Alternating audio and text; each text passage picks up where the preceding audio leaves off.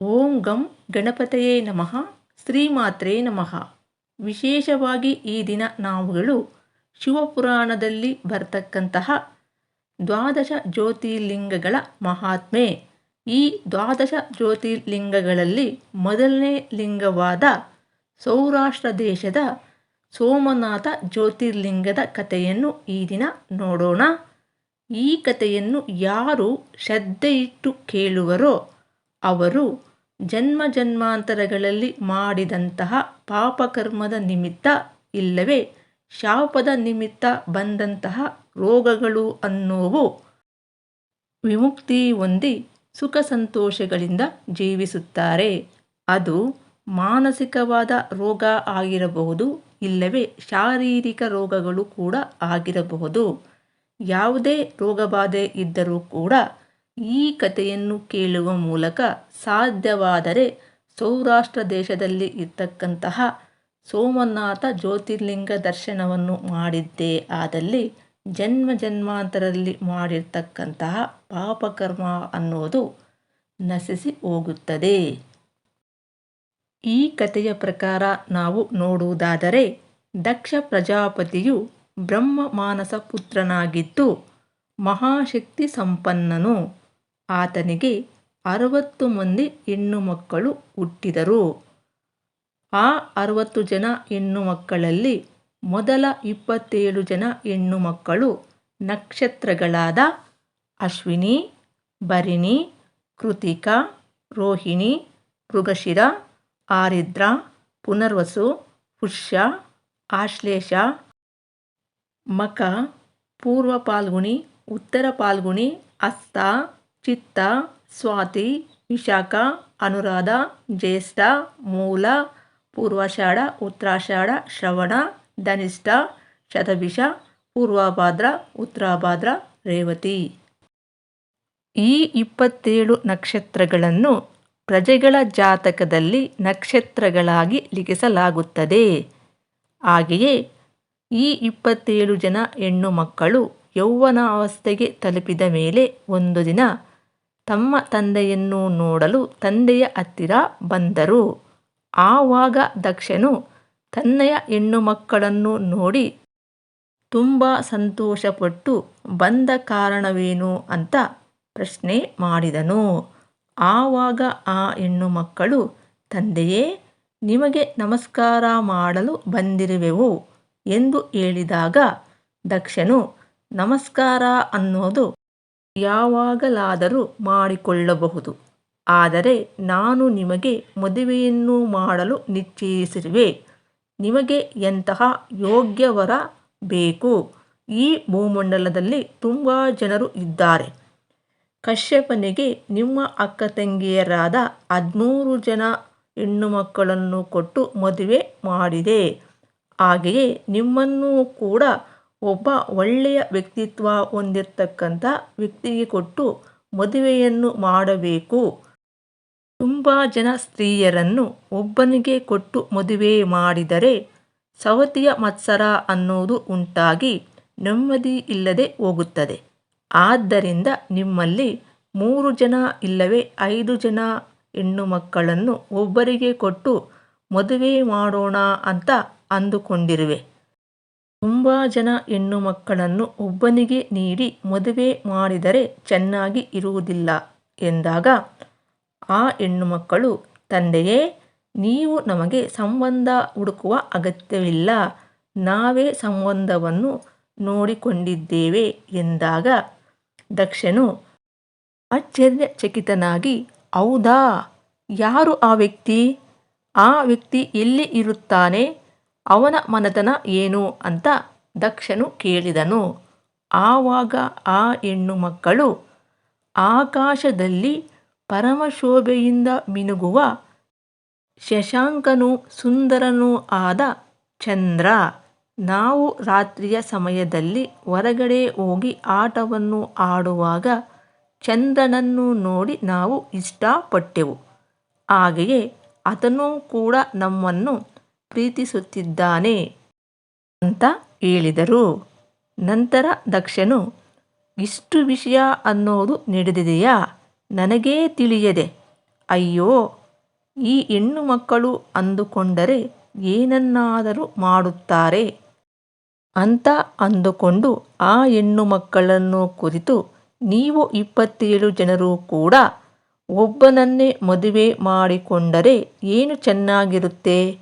ನಾಳೆ ನೀವು ಅಕ್ಕ ತಂಗಿಯರೇ ಐಕಮತ್ಯವನ್ನು ಬಿಟ್ಟು ಸವತಿ ಮತ್ಸರ ಉಂಟಾಗಿ ಒಬ್ಬರನ್ನೊಬ್ಬರು ಹೊಡೆದುಕೊಳ್ಳುತ್ತೀರೇನೋ. ಒಂದು ಸಲ ಆಲೋಚನೆ ಮಾಡಿ. ಈ 27 ಜನ ಒಬ್ಬ ಪುರುಷನ ಹತ್ತಿರ ಸಂಸಾರ ಮಾಡುವುದು ಸ್ವಲ್ಪ ಕಷ್ಟವೇ. ಆಲೋಚನೆ ಮಾಡಿ ನೋಡಿ ಎಂದನು. ಆವಾಗ ಆ ಹೆಣ್ಣು ಮಕ್ಕಳು, ಇಲ್ಲ ತಂದೆಯೇ, ಇಲ್ಲ, ನಾವೆಲ್ಲ ಅಕ್ಕ ತಂಗಿಯರು ಕೂಡ ಐಕ್ಯಮತ್ಯದಿಂದ ಇದ್ದು ಯಾವಾಗಲೂ ಕೂಡ ಸಂತೋಷದಿಂದ ಇರುತ್ತೇವೆ ಅಂತ ಹೇಳಿದರು. ತದನಂತರ ದಕ್ಷ ಪ್ರಜಾಪತಿಯು ಚಂದ್ರನನ್ನು ಕರೆದನು. ಏ ಚಂದ್ರ, ಎಲ್ಲಿದ್ದೀಯ, ಬೇಗ ಬಾ ಅಂತ. ಯಾಕೆ ಅಂದರೆ ಈ ದಕ್ಷ ಪ್ರಜಾಪತಿಯು ಮಹಾಸಂಪನ್ನನು, ಮಹಾಕ್ರೋಧನು, ಹಾಗೆಯೇ ಮೂಢನೂ ಕೂಡ ಹೌದು. ದಕ್ಷ ಪ್ರಜಾಪತಿಯು ಚಂದ್ರನನ್ನು ಕರೆದ ತಕ್ಷಣ ಚಂದ್ರನು ನಡುಗುತ್ತಾ ಭಯದಿಂದ ಬಂದು, ಮಹಾಶಯ, ತಾವುಗಳು ನನ್ನನ್ನು ಕರೆದ ವಿಚಾರ ಏನು ಅಂತ ಕೇಳಿದನು. ಆವಾಗ ದಕ್ಷ ಪ್ರಜಾಪತಿ, ಮಾಡೋದೆಲ್ಲ ಮಾಡಿಬಿಟ್ಟು ಇವಾಗ ಏನಕ್ಕೆ ಕರೆದೆ ಅಂತ ಕೇಳ್ತೀಯ ನೀನು? ನನ್ನಯ 27 ಜನ ಹೆಣ್ಣು ಮಕ್ಕಳು ನಿನ್ನನ್ನು ಇಷ್ಟಪಟ್ಟು ಪ್ರೀತಿಸಿದ್ದಾರೆ. ಹಾಗೆಯೇ ನೀನು ಕೂಡ ಅವರನ್ನು ಪ್ರೀತಿಸಿದ್ದೀಯಾ ಅಂತ ಹೇಳುತ್ತಿದ್ದಾರೆ. ಇದಕ್ಕೆ ನೀನು ಏನು ಹೇಳುತ್ತೀಯಾ ಅಂತ ದಕ್ಷ ಪ್ರಜಾಪತಿ ಕೇಳಿದರು. ಆವಾಗ ಚಂದ್ರನು ಮುಚ್ಚುಮರೆ ಇಲ್ಲದೆ, ಹೌದು ಮಹಾಶಯ, ನಾನು ನಿಮ್ಮಯ 27 ಜನ ಹೆಣ್ಣು ಮಕ್ಕಳನ್ನು ಪ್ರೀತಿಸುತ್ತಿರುವೆ ಅಂತ ಹೇಳಿದಾಗ ದಕ್ಷನು, ಈ ವಿಷಯದ ನಿಮಿತ್ತ ನಾನು ನಿನ್ನನ್ನು ಕರೆದೆ. ನನ್ನಯ 27 ಜನ ಹೆಣ್ಣು ಮಕ್ಕಳನ್ನು ನಿನಗೆ ಕೊಟ್ಟು ಮದುವೆ ಮಾಡಬೇಕೆಂದುಕೊಂಡಿರುವೆ. ಪ್ರೀತಿ ಮಾಡೋದು ತಪ್ಪಲ್ಲ. ಮಾಡಿದಂತಹ ಪ್ರೀತಿ ಅನ್ನೋದು ಕೊನೆಯವರೆಗೂ ಉಳಿಸಿಕೊಳ್ಳಬೇಕು. ಈ 27 ಜನ ಹೆಣ್ಣು ಮಕ್ಕಳನ್ನು ನಿನಗೆ ಕೊಟ್ಟು ವಿವಾಹವನ್ನು ಮಾಡುವೆ. ಎಲ್ಲರನ್ನೂ ಕೂಡ ನೀನು ಸಮಾನ ದೃಷ್ಟಿಯಿಂದ ನೋಡಬೇಕು. ಒಬ್ಬರನ್ನು ಪ್ರೀತಿಯಿಂದ ನೋಡಿ ಮತ್ತೊಬ್ಬರನ್ನು ನೋಯಿಸಿದರೆ, ನನ್ನಯ ಹೆಣ್ಣು ಮಕ್ಕಳು ಯಾರಾದರೂ ಸರಿ ಶೋಕಿಸುತ್ತಾ ಅತ್ತರೂ ಕೂಡ ನನ್ನಯ ಹತ್ತಿರ ಬಂದು, ನನ್ನಯ ಪತಿಯು ನನ್ನನ್ನು ಸರಿಯಾಗಿ ನೋಡುತ್ತಿಲ್ಲ ಅಂತ ಹೇಳಿದರೆ ನಾನು ನಿನ್ನನ್ನು ಕ್ಷಮಿಸುವುದಿಲ್ಲ. ಜಾಗ್ರತೆ. ನಾನು ಕ್ಷಮಿಸುವವನಲ್ಲ, ನಾನು ಶಪಿಸುವವನು ಅಂತ ದಕ್ಷನು ಹೇಳಿದನು. ಆವಾಗ ಚಂದ್ರನು, ಛೇ, ನಾನು ಆ ರೀತಿ ಮಾಡುತ್ತೇನೆಯೇ? ಇಷ್ಟಪಟ್ಟು ಮನಸಾರೆ ನಿಮ್ಮಯ ಹೆಣ್ಣು ಮಕ್ಕಳನ್ನು ಮದುವೆಯಾಗುತ್ತೇನೆ. ಹಾಗೂ ಯಾರನ್ನೂ ಕೂಡ ನಾನು ನೋಯಿಸುವುದಿಲ್ಲ. ಎಲ್ಲರನ್ನೂ ಕೂಡ ಸಮಾನ ದೃಷ್ಟಿಯಿಂದ ನೋಡುತ್ತೇನೆ ಎಂದನು. ಒಂದು ಶುಭ ಮುಹೂರ್ತದಲ್ಲಿ ದಕ್ಷನು ತನ್ನಯ 27 ಜನ ಹೆಣ್ಣು ಮಕ್ಕಳನ್ನು ಚಂದ್ರನಿಗೆ ಕೊಟ್ಟು ವಿವಾಹ ಮಾಡಿದನು. ಕೆಲವು ಕಾಲ ಕಳೆದ ಮೇಲೆ ಈ ಚಂದ್ರನಿಗೆ ರೋಹಿಣಿ ಅಂದರೆ ತುಂಬಾ ಇಷ್ಟ. ಅಂದರೆ ನಕ್ಷತ್ರಗಳಲ್ಲಿ 4ನೇ ಅವಳಾದ ರೋಹಿಣಿ, ಅಶ್ವಿನಿ, ಭರಣಿ, ಕೃತಿಕಾ, ರೋಹಿಣಿ. ಈ ರೋಹಿಣಿ ಅಂದರೆ ಚಂದ್ರನಿಗೆ ಎಲ್ಲಿಲ್ಲದ ಪ್ರೀತಿ. ಹೆಚ್ಚಾಗಿ ಈ ರೋಹಿಣಿಯೊಂದಿಗೆ ಸಮಯವನ್ನು ಕಳೆಯುತ್ತಿದ್ದ. ಈ 27 ಜನ ಹೆಣ್ಣು ಮಕ್ಕಳು ಎಲ್ಲರೂ ಕೂಡ ಸೌಂದರ್ಯದಿಂದ ಕೂಡಿದ್ದರೂ ಕೂಡ ಚಂದ್ರನಿಗೆ ವಿಶೇಷವಾಗಿ ರೋಹಿಣಿಯ ಸೌಂದರ್ಯ ಹಾಗೂ ಆಕೆಯ ನಡವಳಿಕೆ ಆಗಿರಬಹುದು, ಇಲ್ಲವೇ ಮಾತುಗಳು ಆಗಿರಬಹುದು, ಆತನಿಗೆ ತುಂಬ ಇಷ್ಟವಾದ್ದರಿಂದ ಆಕೆಯೊಂದಿಗೆ ಬಹಳ ಸಮಯದವರೆಗೆ ಕಳೆಯುತ್ತಿದ್ದ. ಇದನ್ನು ಅರಿತ ಉಳಿದ ಹೆಣ್ಣು ಮಕ್ಕಳಿಗೆ ಬೇಸರ ಅನ್ನೋದು ಮೂಡಿತು. ಕಾಲ ಕಳೆದಂತೆ ಚಂದ್ರನು ರೋಹಿಣಿಯ ಮಾಯೆಯಲ್ಲೇ ಇದ್ದು ಉಳಿದ ಪತ್ನಿಯರಿಗೆ ಮುಖ ತೋರಿಸುವುದನ್ನು ಕೂಡ ಮರೆತು ಬಿಟ್ಟ. ಈ ರೀತಿ ನಡೆಯುತ್ತಾ ಇರುವಾಗ ಉಳಿದಂತಹ ಎಲ್ಲ ಹೆಣ್ಣು ಮಕ್ಕಳು ತನ್ನಯ ತಂದೆಯ ಹತ್ತಿರ ಹೋಗಿ, ತಂದೆಯೇ, ನೀವು ಹೇಳಿದಂತೆ ನಮ್ಮಯ ಜೀವನ ಅನ್ನೋದು ನಡೆಯುತ್ತಿದೆ. ಚಂದ್ರನು ನಮಗೆ ಮುಖ ತೋರಿಸುವುದನ್ನು ಕೂಡ ಮರೆತುಬಿಟ್ಟು ಎಲ್ಲ ಕಾಲದಲ್ಲಿಯೂ ಕೂಡ ರೋಹಿಣಿಯೊಂದಿಗೆ ಇರುತ್ತಾನೆ ಅಂತ ತಮ್ಮಯ್ಯ ನೋವನ್ನು ತಂದೆಗೆ ಹೇಳಿಕೊಂಡರು. ಆವಾಗ ದಕ್ಷನು ಚಂದ್ರನನ್ನು ಕುರಿತು ಏ ಚಂದ್ರ ಬಾಯಿಲ್ಲಿ ಅಂತ ಕರೆದನು. ತಕ್ಷಣ ಚಂದ್ರನು ದಕ್ಷನ ಹತ್ತಿರ ಬಂದನು. ಆವಾಗ ದಕ್ಷ ಪ್ರಜಾಪತಿಯು ಚಂದ್ರನನ್ನು ಕುರಿತು, ಚಂದ್ರ, ನೀನು 16 ಕಲೆಗಳಿಗೆ ಅಧಿಪತಿಯು, ಹಾಗೆಯೇ ಅತ್ರಿ ವಂಶದ ಆತ್ರೇಯನು ನೀನು. ಇಂತಹ ಹುಚ್ಚು ಕೆಲಸ ಮಾಡಬಹುದೇ? ನಿನಗೆ ನಾನು ಏನು ಹೇಳಿದೆ ನೆನಪಿದೆಯಾ?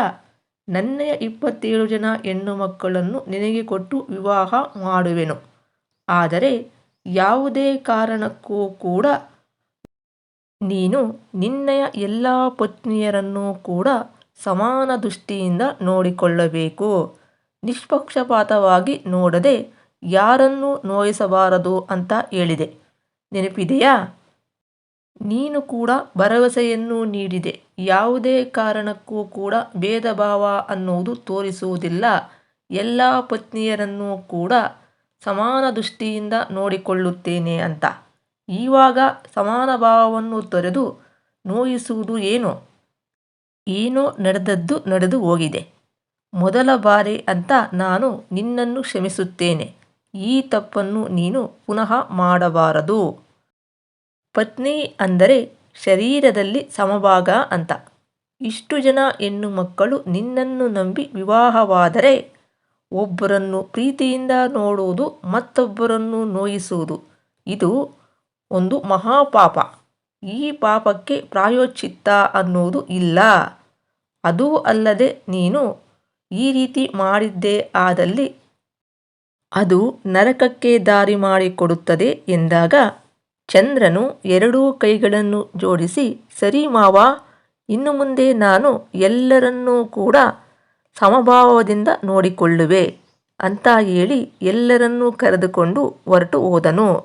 2-3 ದಿನ ಹಾಗೆಯೇ ಇದ್ದು 4ನೇ ದಿನ ಪ್ರಾರಬ್ಧ ಕರ್ಮದಿಂದ ದಕ್ಷನ ಮಾತುಗಳನ್ನು ಕಿವಿಗೆ ಹಾಕಿಕೊಳ್ಳದೆ ರೋಹಿಣಿಯೊಂದಿಗೆ ಸಮಯವನ್ನು ಕಳೆಯುತ್ತಾ ಸರಸ ಸಲ್ಲಾಪದಲ್ಲಿ ತೊಡಗಿದನು. ಆದರೆ ತನಗೆ ಇರ್ತಕ್ಕಂಥ 26 ಮಂದಿ ಪತ್ನಿಯರನ್ನು ಮರೆತೇ ಬಿಟ್ಟನು. ಹಾಗೆಯೇ ಅವರಿಗೆ ಮುಖ ತೋರಿಸುವುದನ್ನು ಕೂಡ ಮರೆತು ರೋಹಿಣಿಯೊಂದಿಗೆ ಸದಾಕಾಲ ಇರುತ್ತಿದ್ದ. ಹೀಗೆ 1 ವರ್ಷ ಅನ್ನುವುದು ಕಳೆಯಿತು. ಅವರ ನೋವನ್ನು ಯಾರಿಗೆ ಹೇಳಿಕೊಳ್ಳಲಾಗದೆ ಆ ಹೆಣ್ಣು ಮಕ್ಕಳು ಮತ್ತೆ ತನ್ನ ತಂದೆಯ ಹತ್ತಿರ ಬಂದರು. ಬಂದ ತಕ್ಷಣ ಮತ್ತೆ ಅವರು ದುಃಖದಿಂದ ತನ್ನ ತಂದೆಗೆ ತಮ್ಮಯ ಮನಸ್ಸಿನ ನೋವನ್ನು ಹೇಳಿಕೊಂಡರು. ಚಂದ್ರನು ನೀವೆಷ್ಟೇ ಹೇಳಿದರೂ ಕೂಡ ಮತ್ತೆ ತಾನು ರೋಹಿಣಿಯೊಂದಿಗೆ ಇರುತ್ತಾನೆ ಹೊರತು ನಮ್ಮಯ ಹತ್ತಿರ ಒಂದು ಸಮಯವಾದರೂ ಕೂಡ ಬರುವುದಿಲ್ಲ. ನೀವು ಮದುವೆಗೆ ಮುಂಚೆಯೇ ಹೇಳಿದ್ದೀರಾ, ನೀವೆಲ್ಲರೂ ಕೂಡ ಒಬ್ಬ ವ್ಯಕ್ತಿಯನ್ನು ಮದುವೆ ಮಾಡಿಕೊಂಡು ಹೇಗೆ ಇರುತ್ತೀರಾ ಅಂತ. ನಾವು ಅದನ್ನು ಅರಿಯದೆ ಸ್ವಂತ ನಿರ್ಣಯದ ಮೇರೆಗೆ ನಾವು ಚಂದ್ರನನ್ನು ಇಷ್ಟಪಟ್ಟು ನಾವು ಮದುವೆ ಆದೆವು. ಆದರೆ ತಂದೆಯ ಮಾತಿಗೆ ಗೌರವವನ್ನು ನೀಡದೆ ನಾವೇ ಸ್ವತಃ ಸಂಬಂಧವನ್ನು ಹುಡುಕಿಕೊಂಡು ಮದುವೆ ಆದ ಕಾರಣದಿಂದ, ಹಾಗೆಯೇ ತಂದೆಯ ಮಾತನ್ನು ಕೇಳದೆ ನಾವು ತೆಗೆದುಕೊಂಡ ನಿರ್ಧಾರದಿಂದ ನಮಗೆ ತಕ್ಕ ಶಾಸ್ತಿ ಅನ್ನುವುದು ಆಗಿದೆ ಅಂತ ಎಲ್ಲರೂ ಕೂಡ ಜೋರಾಗಿ ಅಳತೊಡಗಿದರು. ಮಕ್ಕಳ ಈ ನೋವನ್ನು ಕೇಳಿದ ದಕ್ಷನಿಗೆ ಕೋಪ ಅನ್ನುವುದು ಬಂತು. ಕೂಡಲೇ ಚಂದ್ರನನ್ನು ಕುರಿತು ಏ ಚಂದ್ರ, ಬಾ ಇಲ್ಲಿ ಅಂತ ಕರೆಯುತ್ತಾನೆ. ಆವಾಗ ಚಂದ್ರನು ಬರುತ್ತಾನೆ. ದಕ್ಷ ಪ್ರಜಾಪತಿಯು ಚಂದ್ರನನ್ನು ಕುರಿತು, ಏ ಚಂದ್ರ, ನಾನು ಹೇಳಿದ್ದು ಏನು? ನೀನು ಮಾಡಿದ್ದು ಏನು? ನಿನ್ನಯ ಎಲ್ಲ ಪತ್ನಿಯರನ್ನು ಕೂಡ ಸಮಭಾವದಿಂದ ನೋಡಬೇಕು ಅಂತ ತಾನೇ ನಾನು ಹೇಳಿದ್ದು. ಆದರೆ ನೀನು ಒಬ್ಬರನ್ನು ಚೆನ್ನಾಗಿ ನೋಡಿಕೊಂಡು ಮತ್ತೊಬ್ಬರನ್ನು ದುಃಖಕ್ಕೆ ಈಡು ಮಾಡುತ್ತೀಯಾ?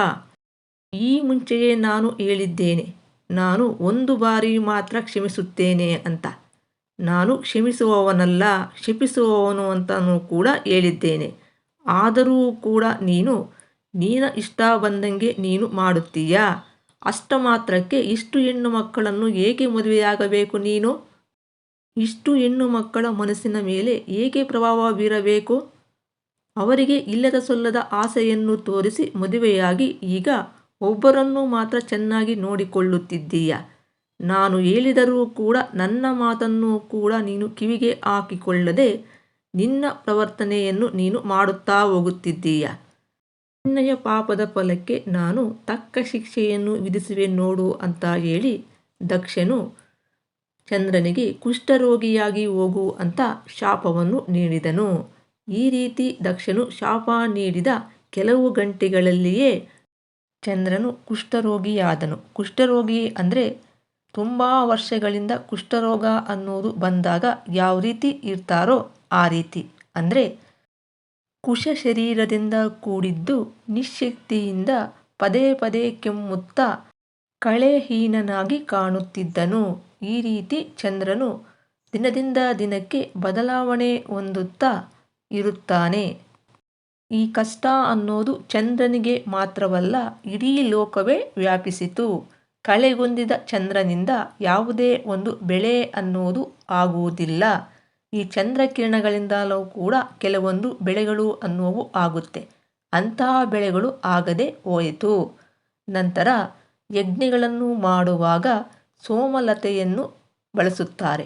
ಅಂದರೆ ಸೋಮಲತೆ ಅಂದರೆ ಸೋಮ ಅಂದರೆ ಚಂದ್ರ, ಚಂದ್ರನಿರುವಾಗ ಬಿಡುವಂತಹ ಒಂದು ಹೂವು ಸೋಮಲತೆ.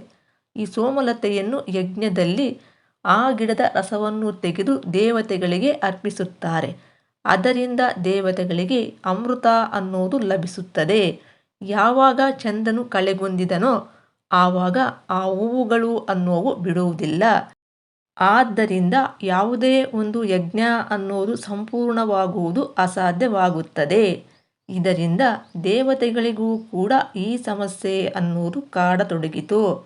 ಆವಾಗ ಎಲ್ಲ ಋಷಿಮುನಿಗಳಿಂದ ದೇವತೆಗಳು ಎಲ್ಲ ಒಟ್ಟುಗೂಡಿ ಬ್ರಹ್ಮದೇವರ ಹತ್ತಿರ ಹೋದರು. ತಮಗೆ ಹಾಗೂ ಚಂದ್ರನಿಗೆ ಒದಗಿ ಬಂದ ಸಂಕಷ್ಟವನ್ನು ಬ್ರಹ್ಮದೇವರಿಗೆ ಹೇಳಿ ಅದಕ್ಕೆ ತಕ್ಕ ಪರಿಹಾರವನ್ನು ನೀಡಬೇಕೆಂದು ಬ್ರಹ್ಮನನ್ನು ಸ್ತುತಿ ಮಾಡಿದರು. ಆವಾಗ ಬ್ರಹ್ಮನು ದೇವತೆಗಳು ಹಾಗೂ ಮುನಿಗಳನ್ನು ಕುರಿತು ಈ ರೀತಿ ಹೇಳುತ್ತಾರೆ. ಚಂದ್ರನಿಗೆ ಒದಗಿ ಬಂದ ರೋಗ ನಿವಾರಣೆ ಆಗಬೇಕಾದರೆ ಹಾಗೂ ನೀವು ಅಂದುಕೊಂಡಿರುವ ಯಾಗಯಜ್ಞಗಳು ಅನ್ನುವು ಸಕ್ರಮವಾಗಿ ನಡೆಯಬೇಕಾದರೆ ಚಂದ್ರನ ಕೈಯಲ್ಲಿ ಶಿವಾರಾಧನೆಯನ್ನು ಮಾಡಿಸಬೇಕು. ಅದು ಎಂಥದ್ದೇ ರೋಗಬಾಧೆ ಇರಬಹುದು, ಕೇವಲ ಶಿವಾರಾಧನೆಯಿಂದ ಮಾತ್ರ ಆ ರೋಗ ನಿವಾರಣೆ ಅನ್ನುವುದು ಸಾಧ್ಯ. ಆದ್ದರಿಂದ ತಾವುಗಳು ಪರಮ ಪವಿತ್ರವಾದ ಪ್ರಭಾಸ ಕ್ಷೇತ್ರದಲ್ಲಿ ಮಣ್ಣಿನ ಇಸುಕಿನಿಂದ ತಯಾರಿಸಿದ ಲಿಂಗವನ್ನು ಪ್ರತಿಷ್ಠಾಪನೆ ಮಾಡಿಸಿ ಆ ಚಂದ್ರನಿಂದ ಶಿವಾರಾಧನೆಯನ್ನು ಮಾಡಿಸಿ ನೀವು ಅಂದುಕೊಂಡಿರುವ ಎಲ್ಲ ಕೆಲಸಗಳು ಕೂಡ ಕೈಗೂಡಿ ಬರುತ್ತದೆ ಅಂತ ಬ್ರಹ್ಮದೇವನು ಹೇಳಿದನು. ತಕ್ಷಣವೇ ದೇವಾದಿದೇವತೆಗಳು ಹಾಗೂ ಋಷಿಮುನಿಗಳು ಚಂದ್ರನ ಹತ್ತಿರ ಹೋದರು. ತದನಂತರ ಚಂದ್ರನನ್ನು ಕರೆದುಕೊಂಡು ಭೂಲೋಕಕ್ಕೆ ಬಂದು ಪಶ್ಚಿಮ ಸಮುದ್ರದ ಪ್ರಭಾಸ ಕ್ಷೇತ್ರಕ್ಕೆ ಬಂದರು. ಅಲ್ಲಿ ಚಂದ್ರನನ್ನು ಕುರಿತು ಲಿಂಗವನ್ನು ಮಾಡಲು ಹೇಳಿದರು. ಲಿಂಗವನ್ನು ತಯಾರು ಮಾಡಲು ಶಕ್ತಿ ಅನ್ನೋದು ಇಲ್ಲದೆ ಚಂದ್ರನು ಒಂದೇ ಸಮನೆ ಕೆಮ್ಮುತ್ತಿದ್ದ. ಆತನ ಕೈಗಳಿಂದ ಮಣ್ಣು ತಂದು ಹದ ಮಾಡಿ ಆ ಮಣ್ಣಿನಿಂದ ಲಿಂಗವನ್ನು ತಯಾರಿಸುವಂತಹ ಶಕ್ತಿಯೂ ಕೂಡ ಚಂದ್ರನಿಗೆ ಇರಲಿಲ್ಲ. ಇದನ್ನು ಮನಗೊಂಡ ದೇವಾದಿದೇವತೆಗಳು ತಾವುಗಳೇ ಮಣ್ಣು ಹಾಗೂ ಇಸುಕನ್ನು ತಂದು ಹದ ಮಾಡಿ ಚಂದ್ರನ ಕೈಗೆ ಕೊಟ್ಟು ಲಿಂಗವನ್ನು ಮಾಡಿಸಿದರು. ದೇವತೆಗಳ ಸಹಾಯದ ಮೇರೆಗೆ ಚಂದ್ರನು ಈ ಪಾರ್ಥಿವ ಲಿಂಗವನ್ನು ತಯಾರು ಮಾಡಿದನು. ತದನಂತರ ಶಿವನ ಕೃಪಾ ಕಟಾಕ್ಷಕ್ಕಾಗಿ ಹಾಗೂ ರೋಗ ನಿವಾರಣೆಗಾಗಿ ಮೃತ್ಯುಂಜಯ ಮಂತ್ರವನ್ನು ದೇವತೆಗಳೇ ಸ್ವತಃ ಮೊದಲಲ್ಲಿ ಹೇಳಿದರು. ಆಮೇಲೆ ದೇವತೆಗಳು ಚಂದ್ರನನ್ನು ಕುರಿತು ಪ್ರಾರಂಭದಲ್ಲಿ ನಾವು ಈ ಮೃತ್ಯುಂಜಯ ಮಹಾಮಂತ್ರವನ್ನು ಹೇಳಿದ್ದೇವೆ. ಇನ್ನು ಮುಂದೆ ಕೂಡ ನಾವೇ ಹೇಳುತ್ತಾ ಇದ್ದರೆ ಆ ಫಲ ಅನ್ನೋದು ನಮಗೆ ಲಭಿಸುತ್ತದೆ ಹೊರತು ನಿನಗೆ ಅಲ್ಲ. ಆದ್ದರಿಂದ ನೀನು ಇನ್ನು ಮುಂದೆ ಈ ಮಹಾಮಂತ್ರವನ್ನು ಮನಸ್ಸಿನಲ್ಲಿಯೇ ಹೇಳುತ್ತಿರು. ಎಲ್ಲಿಯವರೆಗೆ ಅಂದರೆ ಆ ಪರಮೇಶ್ವರನು ನಿನ್ನಯ ಭಕ್ತಿಗೆ ಮೆಚ್ಚಿ ನಿನಗೆ ಪ್ರತ್ಯಕ್ಷವಾಗುವವರೆಗೂ ಕೂಡ ಎಡಬಿಡದೆ ಈ ಮಂತ್ರವನ್ನೇ ನೀನು ಹೇಳುತ್ತಿರು. ಹಾಗೆಯೇ ನಿನಗೆ ಸಮಯಾವಕಾಶ ಅನ್ನೋದು ಸಿಕ್ಕಿದ್ದಲ್ಲಿ, ನಿನಗೆ ನಿಶ್ಶಕ್ತಿ ಅನ್ನೋದು ಇಲ್ಲದೆ ಇರುವಾಗ ಆ ಸಮುದ್ರದ ನೀರನ್ನು ತೆಗೆದುಕೊಂಡು ಬಂದು ಈ ಲಿಂಗದ ಮೇಲೆ ಅಭಿಷೇಕದ ರೂಪದಲ್ಲಿ ಧಾರೆ ಮಾಡು. ಈ ಲಿಂಗ ಅನ್ನೋದು ಸ್ವತಃ ದೇವತೆಗಳಿಂದ ನಿರ್ಮಿತವಾದ್ದರಿಂದ ಯಾವುದೇ ಕಾರಣಕ್ಕೂ ಕೂಡ ಈ ಮೃತ್ತಿಕಾಲಿಂಗ ಅನ್ನೋದು ಕೊಚ್ಚಿ ಹೋಗುವುದಿಲ್ಲ, ಶಾಶ್ವತವಾಗಿ ಹಾಗೇ ಇರುತ್ತದೆ ಅಂತ ಹೇಳಿ ಅಲ್ಲಿಂದ ದೇವತೆಗಳು ಚಂದ್ರನನ್ನು ಬಿಟ್ಟು ಹೊರಟು ಹೋದರು. ತದನಂತರ ಪ್ರತಿದಿನವೂ ಕೂಡ ಚಂದ್ರನು ನಿಶ್ಶಕ್ತಿಯಿಂದ ಇದ್ದರೂ, ಆಯಾಸದಿಂದ ಕೂಡಿದ್ದರೂ, ಬಲ ಅನ್ನೋದು ಇಲ್ಲದೆ ಇದ್ದರೂ, ಕೆಮ್ಮು ಅನ್ನೋದು ನಿರಂತರವಾಗಿ ಬರುತ್ತಾ ಇದ್ದರೂ ಕೂಡ, ಇಷ್ಟು ಸಮಸ್ಯೆಗಳು ಆತನನ್ನು ಕಾಡುತ್ತಾ ಇದ್ದರೂ ಆತನು ತಪ್ಪದೆ ಶಿವಾರಾಧನೆಯನ್ನು ಮಾಡುತ್ತಾ ತನ್ನಯ ಮನಸ್ಸಿನಲ್ಲಿಯೇ ಮೃತ್ಯುಂಜಯ ಮಹಾಮಂತ್ರವನ್ನು ಹೇಳತೊಡಗಿದನು. ಈ ರೀತಿಯಾಗಿ ನಿರಂತರವಾಗಿ 6 ತಿಂಗಳ ಕಾಲ ಮಾಡತೊಡಗಿದನು. ಆವಾಗ ಈ ರೀತಿ ಆರಾಧನೆಯನ್ನು ಮಾಡುವಾಗ, ಪೂಜೆಗೆ ಹೂವು ಸಿಗದೇ ಇದ್ದಾಗ, ಅಭಿಷೇಕ ಮಾಡಲು ನೀರನ್ನು ತರಲು ಆಗದೆ ಹೋದಾಗ ಅಲ್ಲಿ ಇರ್ತಕ್ಕಂಥ ಇಸುಕನ್ನೇ ತೆಗೆದುಕೊಂಡು ಅಭಿಷೇಕ ಮಾಡುತ್ತಿದ್ದ. ಹಾಗೆಯೇ ಹೂವಿಗೆ ಬದಲಾಗಿ ಆ ಇಸುಕನ್ನೇ ತೆಗೆದುಕೊಂಡು ಹೂವಾಗಿ ಇಡುತ್ತಿದ್ದ. ಅಕ್ಷತೆಗಳು ಬೇಕಾದಲ್ಲಿ ಅಲ್ಲಿ ಇರ್ತಕ್ಕಂಥ ಇಸುಕನ್ನೇ ತೆಗೆದುಕೊಂಡು ಅಕ್ಷತೆಯಾಗಿ ಸಮರ್ಪಿಸುತ್ತಿದ್ದ.